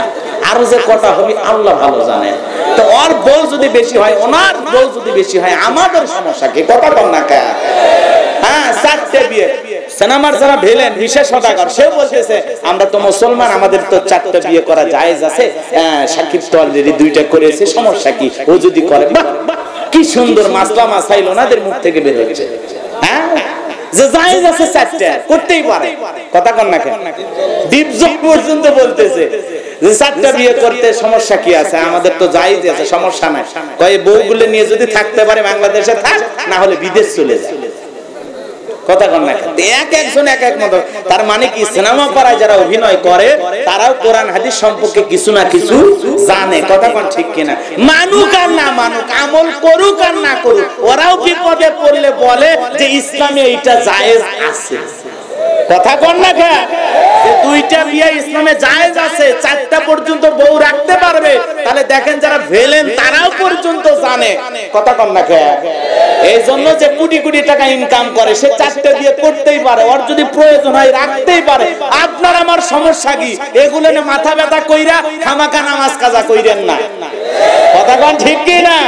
যে যার মতো দুনিয়াতে চলবে, যার হিসাব তাই দেবে। আল্লাহর কাছে প্রত্যেকটা ব্যক্তিকে জবাব দিতে হবে। কুল্লু নাফসিন বিমা কাসাবাত রহিনা, প্রত্যেকটা ব্যক্তি তার নিজ কৃতকর্মের ব্যাপারে দায়বদ্ধ থাকবে, নিজের কৃতকর্মের হিসাব নিজেকেই দিতে হবে। কার কাছে? এজন্য অন্যের সমালোচনা, অন্যের এগুলো বইলে কোনো লাভ নাই। আপনি আমি কতটা ভালো, হয়তোবা বলতেছেন হুজুর আপনি তো বলে ফেলে দিলেন। আমি বললাম আপনাদেরকে সচেতন করার উদ্দেশ্যে যে এগুলো নিয়ে আর জিকির কইরেন না, কথা কন না। চলুন আমরা অন্যদিকে যাই। আমার যুবক ভাইরা হৃদয়ের কান পেতে কথাগুলো শুনে যান। এইবার কাবুস নামের ফিরাউন গোরস্থানের দারোয়ানের চাকরি পেয়ে গেল, বাদশার কথাগুলো পছন্দ হয়ে গেল। ওই জন্যই তো বললাম প্রশংসা করলে সবাই কি হয়? খুশি হয়, কথা কয় না কেন?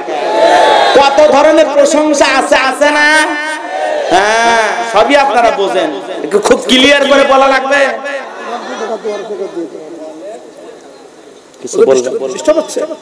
একটু এদিক ওদিক কথা বললে একটু খারাপ, মানে আমারও ভয় লাগে যে আওয়াজগুলো লাইন মতো হচ্ছে কিনা। নাকি আপনারা ভয় পাচ্ছেন? কোনো টেনশন করছেন? লিখে দেবেন, স্লিপ লিখে দিলেন তাহলে। আমি কারো নাম ধরে কথা বলতেছি, কারো বিরুদ্ধে বলতেছি, নায়ক নায়িকার বলে ওইটা আলাদা, ওইটা না সমস্যা, কথা কন না, ওগুলো বলাই, কারণ প্রত্যেকের ঘরে ঘরে তো সিনেমা এখন। আচ্ছা ঠিক আছে বাজান গো, আমার ওইটা মানে আমারও বুঝেন না, আমার যুবক ভাইরা এমনি আমরা বিপদে, কথা কোন ঠিক কিনা, কলিজা ফাইতে যায়।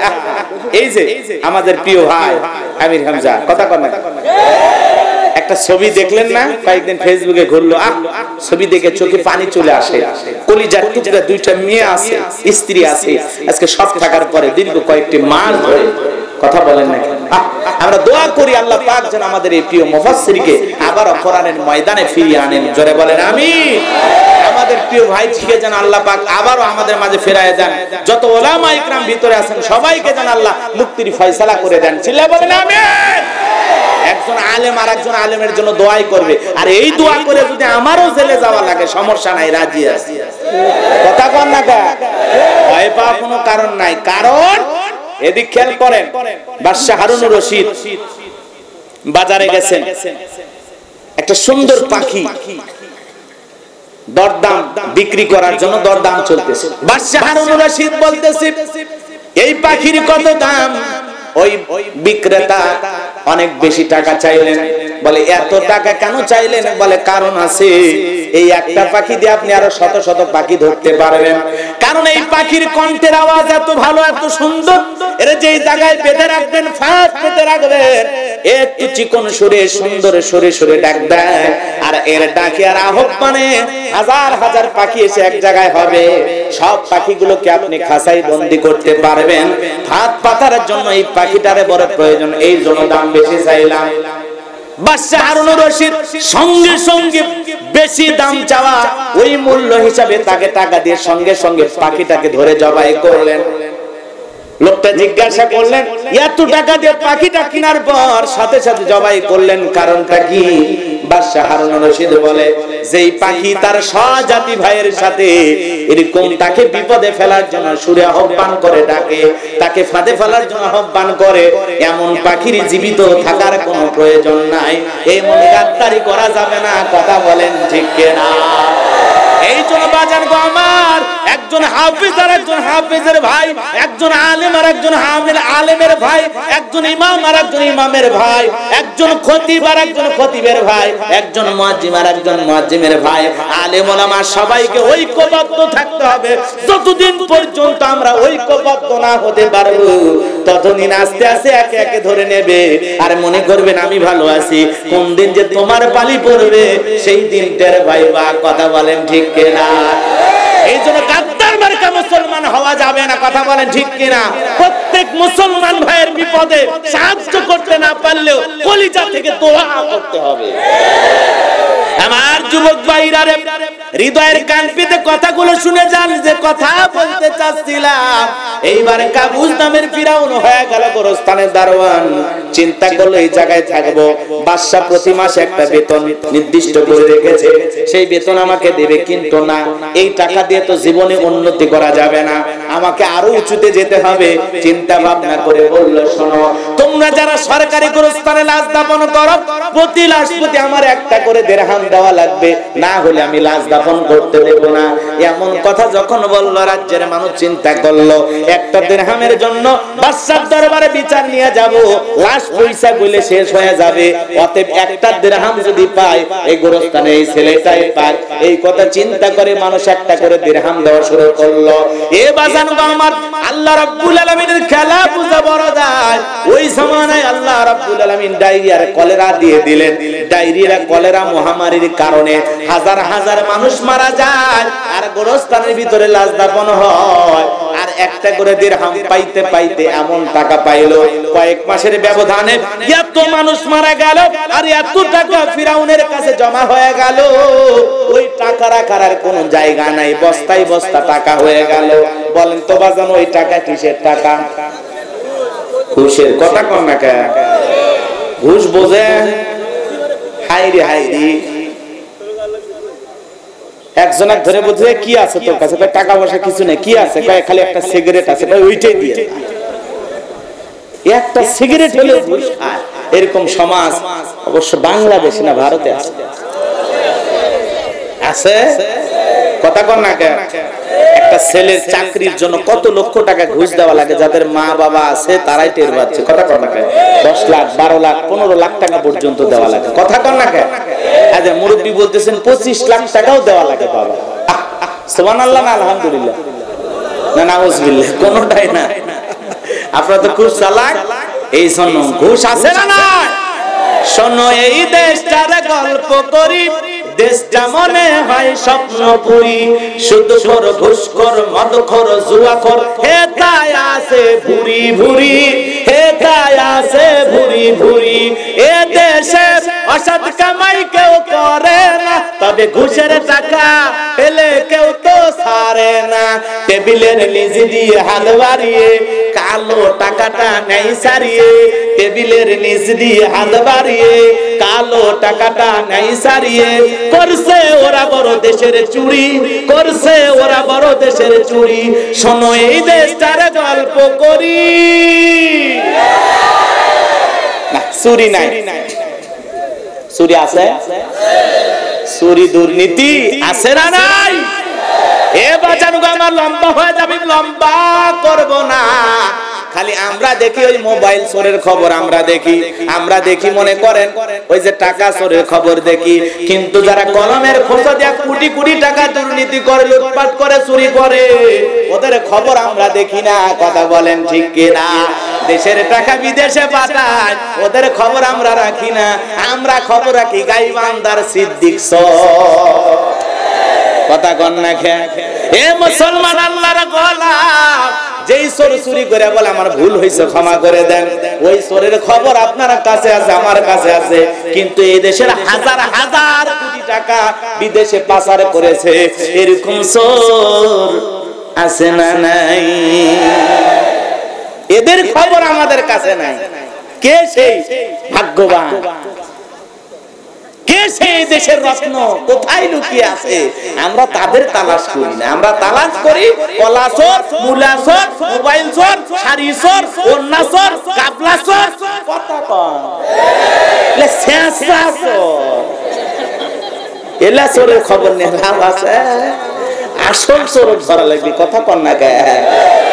আল্লাহ আমাদের বোঝার তৌফিক দান করুক, জোরে বলেন আমিন। জ্ঞানী লোকের জন্য ইশারায় যথেষ্ট। কয়দিন বাঁচবো, হক কথা বলেই যায়। কথা কম ঠিক কিনা? বাজান গো আমার, এইবারে এত টাকার মালিক হয়ে গেল, টাকা রাখার কোনো জায়গা নাই। বাদশার দরবারে চলে গেল কাবুস নামের ফেরাউন, ডেকে বলে বাদশা আমার কাছে টাকা পয়সা হয়ে গেছে, এলাকায় যে গরিব মানুষ খাজনা দিতে পারে না, গরিব মানুষ খাইতে পারে না, বাসস্থান নাই, আপনি যদি অনুমতি দেন আমি গোরস্থানের দারোয়ান, তাদের খাজনা পরিশোধ করে দেব, তাদের বাসস্থানের ব্যবস্থা করে দেব, গরিবের ঘরে খাবারের ব্যবস্থা করে দেব। এমন কথা যখন বাদশার সামনে বললেন, বাদশা বলে বাহ চমৎকার, তোমার কথা শুনে দিলটা ভরে গেল। ঠিক আছে বাবা, যাও, তুমি টেনশন করো না, আগামীকাল তোমার টাকা নিয়ে তুমি হাজির হও, আর জনগণের মাঝে আমি সংবাদ পৌঁছায় দেই। গল্পিটায় খবর দাও গরব গুরুস্থানের দারোয়ান, যারা খাজনা বাকি রেখেছো যাও বাদশার দরবারে যাও, তোমাদের খাজনা পরিশোধ করে দেবে। যারা গরিব মানুষ আছে বাদশার দরবারে চলে যাও, গুরুস্থানের দারোয়ান তোমাদের অর্থ দিয়ে সহায়তা করবে। এই স্লোগান সবাই শোনার পর বাদশার দরবারে হাজির হয়ে গেল, আর বস্তায় বস্তায় টাকা ফেরাউন নিয়ে যায় জনগণের মাঝে বিতরণ করা শুরু করলো। বলেন তো বাজান, নির্বাচনের আগে একটু জনসেবামূলক কাজ করার দরকার আছে না নাই?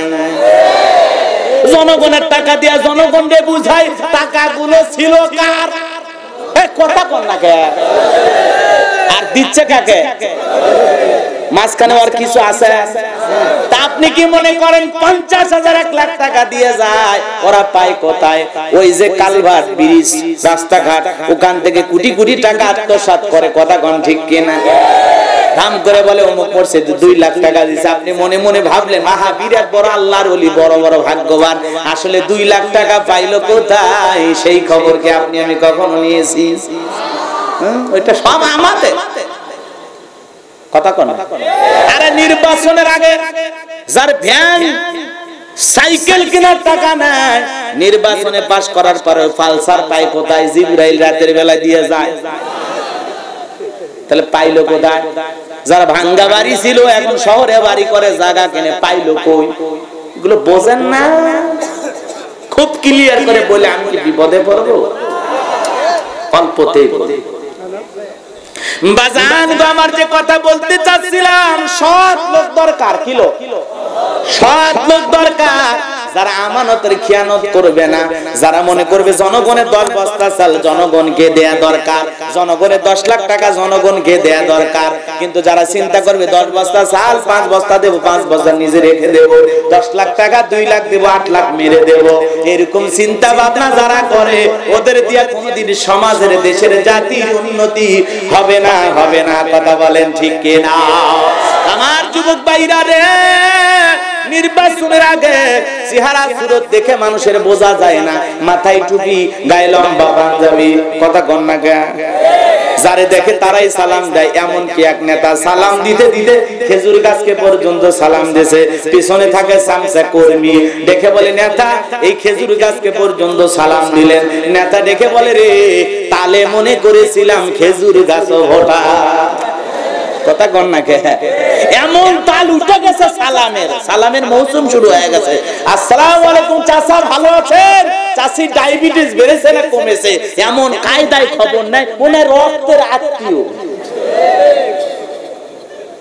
কিন্তু বোঝা যাচ্ছে সব কি ধান্দা, ধান্দা, ধান্দা। কথা কন না কে? সব জনগণের কাছে ভালো সাজার একটা কৌশল, এছাড়া আর কিছুই না। কথা কন না? আমার যুবক ভাইরা হৃদয়ের কান পেতে কথাগুলো শুনে যান।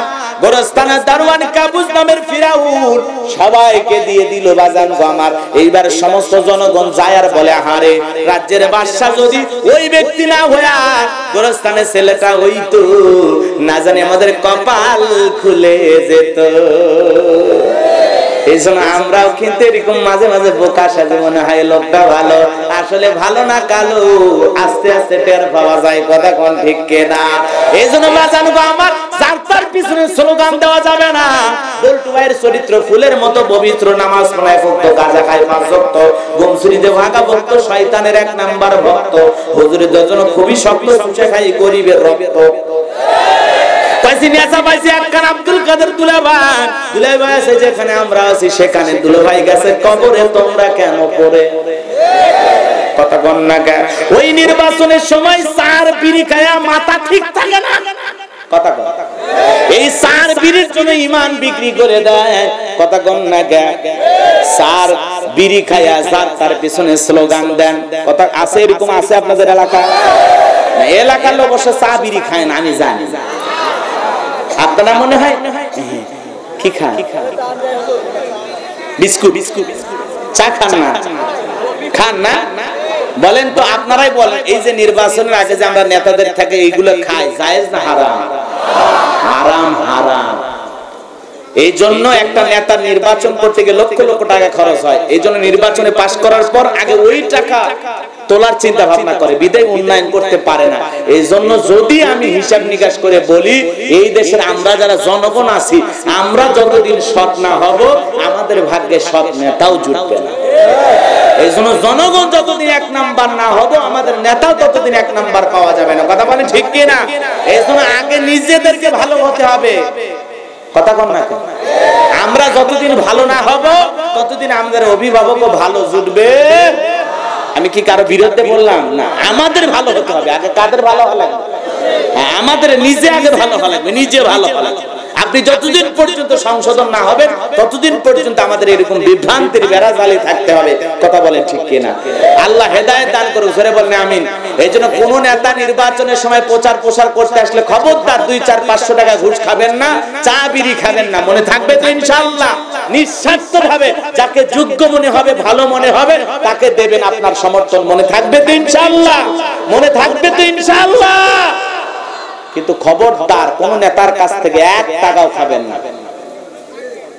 হ্যাঁ, জীবনে খাননি, আলহামদুলিল্লাহ। এরকম জনগণ দরকার।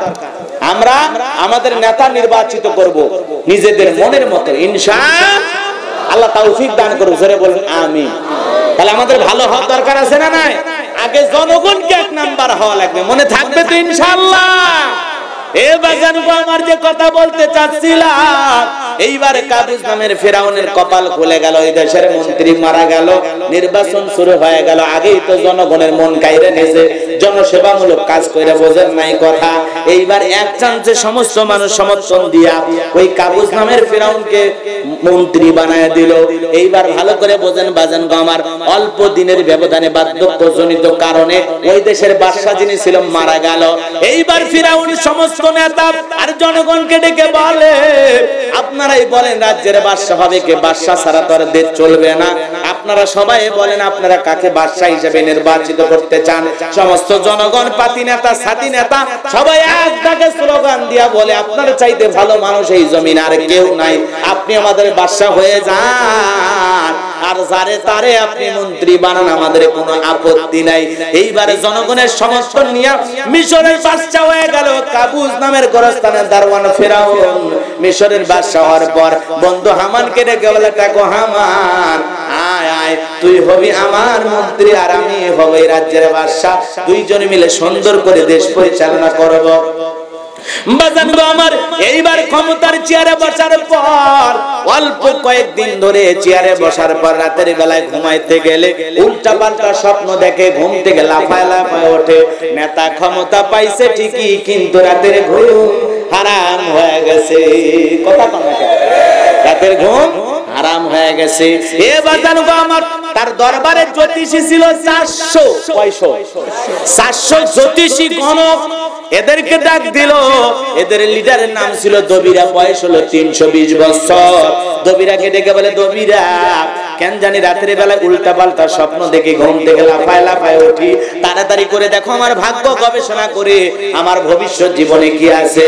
এইবার দবিরা ভাগ্য গবেষণা করে বলে, নেতা যদিও ছিলেন গোরস্থানের দারোয়ান, কথা বলা ছিলেন প্রথমে তরমুজের ক্ষেতের লেবার, সেখান থেকে গোরস্থানের দারোয়ান, এরপরে মন্ত্রী, বর্তমান রানিং বাদশা। যদি আপনি আঙ্গুল ফুলা কলার গাছ, কিন্তু আপনার ভবিষ্যৎ জীবন বড় অন্ধকার। আগামী 3 মাসের মধ্যে মুসা নামের একটা ছেলে বনি ইসরাইল সম্প্রদায়ের মধ্যে জন্মগ্রহণ করবে। ওই মুসার কারণে আপনার রাজত্ব থাকবে না, ক্ষমতা থাকবে না। নেতারে, এমনকি আপনার জীবন যাওয়ার সম্ভাবনা আছে। এই কথা শোনার পর ফিরাউনের মাথা ঠান্ডা না গরম? কথা কোন না গা? খালি গরম মানে এত কাঠ খড় পোড়াইয়া ছিলাম কই, আসলাম কই, না জানি ভবিষ্যতে আরো কত কিছু হই। একটা ছেলের কারণে আমার জীবন যাবে, ক্ষমতা যাবে, এটা তো মেনে নেওয়া যায় না। দবিরা যদি বলতো মুসা দেবে খানকা বানায় বসে বসে জিকির করবে, তাহলে নেতার মাথা গরম হতো না। পারলে নেতা সরকারি খরচে খানকা বানায় দিত। কথা কোন না? আজ পৃথিবীর জমিনে তাকা দেখেন, যারা খানকায় বসে হু হু জিকির করে, যারা খানকায় বসে গরু ছাগল নেওয়ার আশায় বসে থাকে, ওদেরকে কেউ কিছু বলে না। কিন্তু যারা আল্লাহর জমিনে দিন প্রতিষ্ঠিত করার স্লোগান দেয়, যারা দিন বিজয়ের করার স্বপ্নের কথা, চুলার ভিতরে সন্তানকে ফেলে দিলেন ফিরাউনের সেনাবাহিনী, পুরো বাড়ি তল্লাশি চালাইয়া চলে গেল। ফিরে যখন মুসা নবীর বাবা চোখের পানি ছেড়ে দিয়ে দেখে বলে, মুসার মা, ওই জালেমদের ভয়ে সন্তানকে চুলার ভিতরে ফেলে দিলে, মুসার মা, আমার মুসা মনে হয় এতক্ষণে পুড়ে কয়লা হয়ে গেছে। এই কথা বলে মুসা নবীর বাবা চোখের পানি ছেড়ে দিয়ে কান্দে। স্বামীর চোখে পানি দেখে মুসা নবীর মা চোখের পানি ছেড়ে দিয়ে কান্দে। বলেন তো, সন্তানের জন্য মুসা নবীর মা বাবার অন্তরে দয়া মায়া আছে? আমাদের অন্তরে, আমাদের মা বাবার অন্তরেও দয়া মায়া আছে না নাই? জোরে বলেন, আছে না নাই? এজন্য যুবক মাতা পিতাকে অবহেলা করা যাবে না। পিতা মাতার খেদমত করা লাগবে, তাদের সাথে ভালো আচরণ করা লাগবে। আমার আল্লাহ রাব্বুল আলামিন বলেন, ওয়া ক্বাদা রাব্বুকা আল্লা তা'বুদু ইল্লা ইয়্যাহু ওয়া বিল ওয়ালিদাইনি ইহসানা। আল্লাহ রাব্বুল আলামিন বলেন আমার ইবাদত করো, আমার ইবাদতের সাথে কাউকে শরীক করো না। আমার ইবাদতের পরে তোমাদের দায়িত্ব হলো মাতা পিতার খেদমত করা, তাদের সাথে উত্তম আচরণ করা, ভালো ব্যবহার করা। বলেন তো বাজান, পিতা মাতার খেদমত করে জান্নাত অর্জন করার দরকার আছে না নাই? প্রিয় নবীজি বলেন হুমা জান্নাতুকা ওয়া নারুকা, তোমার পিতা মাতাই তোমার বেহেশত, তোমার পিতা মাতাই তোমার দোজখ। যে সন্তান পিতা মাতাকে ধমক দেয়, রাগান্বিত হয়ে পিতা মাতাকে আলাদা করে দেয়, বাড়ি থেকে তাড়ায় দেয়, বৃদ্ধাশ্রমে পাঠায় দেয়, ওই সন্তান মা বাবাকে তাড়ায় দেয় নাই, নিজের ভাগ্য থেকে জান্নাতকে দূরে ঠেলে দিয়েছে। কথা বলেন ঠিক কিনা? এজন্য যতদিন বেঁচে থাকবো পিতা মাতার খেদমত করার দরকার আছে না নাই? জোরে বলেন দরকার আছে না নাই? কারা কারা পিতা মাতার খেদমত করবেন? দুহাত তুলে আল্লাহকে একবার দেখান। পিতা মাতার মনে কখনো কষ্ট দেব না, মনে থাকবে তো ইনশাআল্লাহ? সবাই পিতা মাতার খেদমত করবো তো ইনশাআল্লাহ? মা বাবাকে ভালোবাসবো তো ইনশাআল্লাহ? মানে যুবক, কপাল খুলতে সময় লাগবে না যদি মা বাবার দোয়া নিতে পারো। পিতা মাতা দোয়া করলে রাস্তার ভ্যান চালক থেকে আল্লাহ তোমারে কোটিপতি বানায়া দিতে পারে। কথা কোন ঠিক কিনা? আর পিতা মাতা বদদোয়া দিলে 5 তলা বিল্ডিং থেকে আল্লাহ পাক তোকে রাস্তার ফকিরি বানায়া দিতে সময় লাগবে না। কথা কোন? যেই পিতা মাতার দিকে মহব্বতের নজর তাকাইলে আমল নামায় কবুল হজের সব লেখা হয়। কন্যা সুবহানাল্লাহ। মা বাবার চেহারার দিকে তাকাইলে কি হজের সব পাওয়া যায়? তাহলে বলেন তো সেই পিতা মাতার দিকে মহব্বতের নজরে তাকাবেন নাকি রাগান্বিত হবেন? ভালোবাসবেন। পিতা মাতাকে যত মহব্বত ভালোবাসা দেবেন, ঠিক আপনার ভাগ্যে আপনার সন্তানের দ্বারা সেই ভালোবাসাই জুটবে। কথা বলে ঠিক কিনা? আর পিতা মাতাকে অবহেলা করে, অবজ্ঞা করলে, তুচ্ছ তাচ্ছিল্য করে কষ্ট দিলে আপনার ভাগ্যেও সেই কষ্ট 2 দিন আগে আর পরে অপেক্ষা করে। কথা কন না কে? এই যে পিতা মাতার ওয়াজ করলে 2-1 ওটা বসা করে, ওরা কি মা বাবা ভালোবাসে না নাকি? ওদের কাছে শ্বশুর শাশুড়ি প্রিয়, বুঝেন না? একটা পালসার ডিসকভার আর শ্বশুর বাড়ির যৌতুকের মোটা অঙ্কের টাকা পাইলে শাশুড়ি ডাক দেয় আম্মা, এমন কায়দায় গুন্না করে, গুন্না করা ওয়াজিব। কথা কন না কে?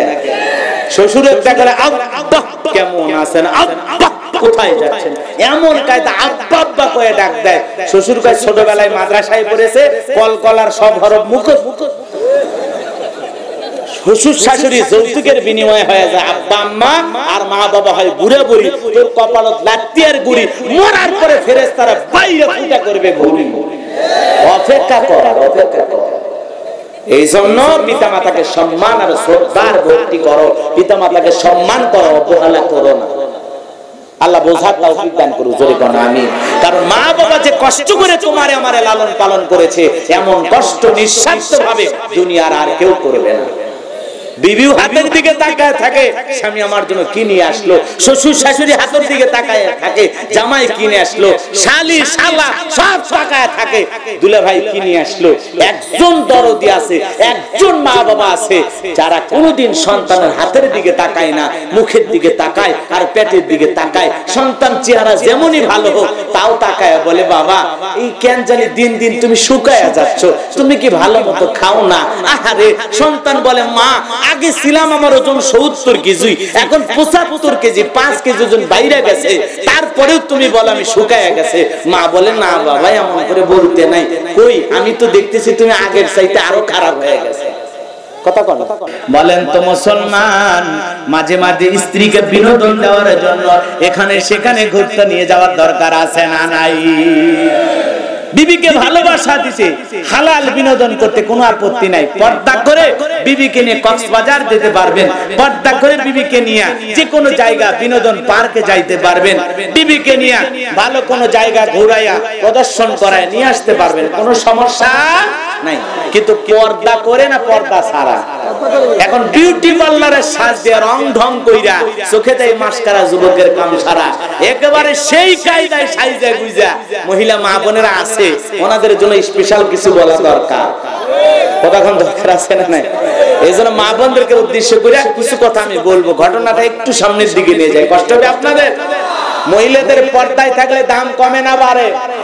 আজকে যে সমস্ত বোনেরা পোশাকের স্বাধীনতার নামে ব্লাউজ ছাড়া শাড়ি পরিয়া দাদি নানির স্লোগান দেয়, দাদি নানি ব্লাউজ ছাড়া শাড়ি পরেছিল কি কারণে? অভাবের তাড়নায়। তারা পড়েছিল ঘরের ভিতরে, লোকজনকে দেখানোর জন্য না। তোমার ব্লাউজ সারা দাদি নানির আমল করার এত ইচ্ছা, দাদি নানি তো কোনোদিন বিশ্বরতে আইসা, শাপলা চত্বরে আইসা, বিভিন্ন জায়গায় শাহবাগ চত্বরে আইসা কোনোদিন তো আন্দোলন করে বলে নাই আমি দাদি আমি নানি দেখো আমি ব্লাউজ সারা শাড়ি পরেছি। এই জীবনে কোনোদিন কোন দাদি নানি স্লোগান দিয়েছে? তুমি কেমনে দাও? তুমি কি বেহায়া হয়েছো? তুমি কি অসভ্য হয়েছো? তোমার স্লোগান আর তোমার চলার স্টাইল, তোমার কথাবার্তায় বোঝা যায় তুমি অর্ধলঙ্গ পোশাক পরে এই জাতিকে ধ্বংসের দিকে নিয়ে যেতে চাও। কথা বল না কেন? এই জন্য পোশাকের স্বাধীনতা বলে কিছু নাই। পোশাকের স্বাধীনতা ছিল, আছে, যে যার মতো পোশাক পরতেছে। এই মাহফিলে কত যুবক প্যান্ট পরে আছে, গেঞ্জি পরে আইছে। আমি কি বলছি এই প্যান্ট পরা যুবকেরা আমার অসম্মান না? বলেছি? ওর ইচ্ছা হইছে ও পড়ছে, আমার ইচ্ছা হইছে আমি লম্বা জামা পরেছি, রাসূলকে মহব্বত করে ভালোবেসে দাড়ি রেখেছি, মাথায় টুপি পরেছি, কোরআন শোনার কথা বলতেছি। ওর মন চাইলে আল্লাহ যদি ওর ভাগ্যে হেদায়েত লিখে রাখে, ওরও পরিবর্তন হতে সময় লাগবে না। ও হয়তো কালকে থেকে টুপি পরতে পারে, ও হয়তো কাল থেকে নিয়ত করবে আর কোনোদিন দাড়িতে হাত দেব না। কথা বলে ঠিক কি না? কিন্তু তুমি পোশাকের স্বাধীনতার নামে আর এগুলো বইল না। এমনিতেই চতুর্দিকে ধর্ষণের খবর পাওয়া যায়, ইফটিজিং এর খবর পাওয়া যায়। এই জন্য এই জাতিকে সুন্দর রাখতে হলে নারীদের পর্দায় থাকতে হবে। কথা বলেন ঠিক কিনা? নারীরা পর্দা করে ব্যবসা করতে পারে, চাকরি করতে পারে, কোনো সমস্যা নাই, কিন্তু পর্দা নারীদের জন্য ফরজ। এটা আল্লাহর বিধান, এটা আমল করতেই হবে। কথা বলেন ঠিক কিনা? এরপরে যদি কোনো বোনের মন চায় না চায়, আমরা কি জোর করে বোরকা পরাই দেব? কত বোন আছে বিভিন্ন আমিন গায়রি সুইন আয়াতান উখরা লিনুরিয়াকা মিন আয়াতিনাল কুবরা। আল্লাহ ডেকে বলে মুসা তোমার ডান হাতটা বগল নিচে ঢুকাও, ওখান থেকে বের করো। পুরো দুধ ছাড়া আমি আল্লাহ পাক ধপ ধপ উজ্জ্বল সাদা চমৎকার দেখাইলাম। বলুন আল্লাহু আকবার। সাদা উজ্জ্বলে দেখাইলো, হাতটা চমকাইতেছে। আল্লাহু আকবার বলেন। আল্লাহ পাক ডেকে বলে মুসা এই যে কুদরতের দুইটা নিদর্শন দান করলাম। কয়টা নিদর্শন? এই দুইটার নাম কি? মুজিজা। নাম কি? লাঠি ফেলালে সাপ হয়, আর বগল নিচে হাত দিলে ধবধবে উজ্জ্বল সাদা চমৎকার সুন্দর দেখায়। বলেন আল্লাহু আকবার। এই যে দুইটা কুদরতের নিদর্শন দান করলাম, দুইটা মুজিজা দান করলাম আর নবী বানায় দিলাম। এইবার তোমার দায়িত্ব, ইযহাব ইলা ফিরআউনা ইন্নাহু তাগা। আল্লাহু আকবার। এইবার তোমার দায়িত্ব, যাও ওই ফিরাউনের দরবারে দাওয়াত নিয়ে যাও। ওই ফিরাউন সীমা লঙ্ঘন করেছে, ওর পাপের 16 কলা পূর্ণ হয়ে গেছে, নিজেকে রব বলে দাবি করে। 40 বছর শিক্ষা ব্যবস্থা বন্ধ করেছে, ঘরে ঘরে ওর তৈরি করা মূর্তি ঢোকায়া দিয়েছে। কথা কোন? কত বড় জালেম চিন্তা করছেন? কয় বছর শিক্ষা ব্যবস্থা বন্ধ রাখছে? 40 বছর। আর ঘরে ঘরে ওর চেহারার আকৃতি মতো মূর্তি বানায় ঢুকে দিয়েছে। কথা কোন? 40 কি হইছে? রাগ করছে? দোয়া করে দাও না। আর কষ্ট হচ্ছে আপনাদের? এতক্ষণ তো আমি তার মূল ঘটনাগুলো বললাম, এখন হলো তাফসীর। কোরআনের আলোকে কথাগুলো শুনবে। পুরো ঘটনাটাই কোরআনের ভিতরে আছে না নাই? শৈশবকাল বললাম, এখন নবুয়ত প্রাপ্তর পরে ফিরাউনের সাথে যে লড়াইটা, শুনে বাড়িতে যাবেন নাকি এখনই যাবার চাচ্ছে? সাইজ করে যাবেন না? ফিরাউনের সাইজ না করলে রাতের ঘুমায় ধবি।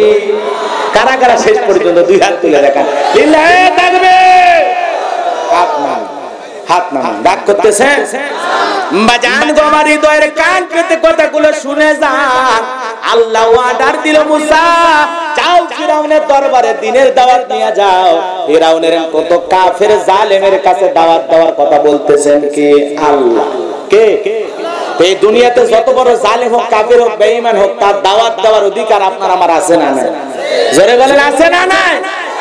আগে অভিশাপ দেন না, আগে বদদুয়া দেন না, আগে হেদায়েতের জন্য দোয়া করেন। এরপরে যদি আল্লাহ ভাগ্যে হিদায়াত না দেয়, পূর্বে জালেমদের যা হয়েছে ওদেরও যেন তাই হয়। কথা বোঝেন নাই? কিন্তু প্রথমে হেদায়েতের দোয়া করা লাগবে। কিসের দোয়া? ফিরাউনের মতো জালেম কাফিরের কাছে আল্লাহ পাক পয়গম্বর মুসা নবীকে বলতেছেন ইযহাব ইলা ফিরআউনা ইন্নাহু তাগা। ওই ফিরাউনের কাছে যাও, সীমা লঙ্ঘন করেছে, ওই জালেম জুলুম করে অত্যাচার করে নিজের সব আইন জনগণের উপরে চাপায়া দিয়েছে। যাও ওর কাছে যা, বলে তোর বানানো আইন দিয়া আর সমাজ রাষ্ট্র আর জীবন আর দেশ চলবে না, এখন চলবে আলা লাহুল খলকু ওয়াল আম, সৃষ্টি জাত আইন চলবে ও সে আল্লাহ। জমিন কার? এই জমিন আইন চলবে কার? সেই লক্ষ্যে আপনার আমার কাজ করার দরকার আছে না নাই? এতে আল্লাহর আইন প্রতিষ্ঠিত হোক আর না হোক, কিন্তু আপনার আমার দিল থেকে চাওয়া লাগবে জমিনও যার, আইনও চলবে সে আল্লাহ। এই স্লোগানের সাথে একমত থাকার দরকার আছে না নাই? আমার যুবক ভাইরা রে, লম্বা হবে, আমি লম্বা করতে পারবো না। মুসা নবী ডেকে বলে আল্লাহ, যার ভয়ে এতদিন আত্মগোপন করেছিলাম, যার ভয়ে এতদিন শ্বশুর বাড়িতে ছিলাম, ও আল্লাহ আপনি কি ভুলে গেছেন ওই ফিরাউনের দরবারে আমি মার্ডার কেসের আসামি, গেলেই তো ফাঁসি দিয়া মারবে, মামলা রেডি করা আছে, কথা কর না গেলেই ফাঁসি দিয়া মারবে। আল্লাহ ডেকে বলে মুসা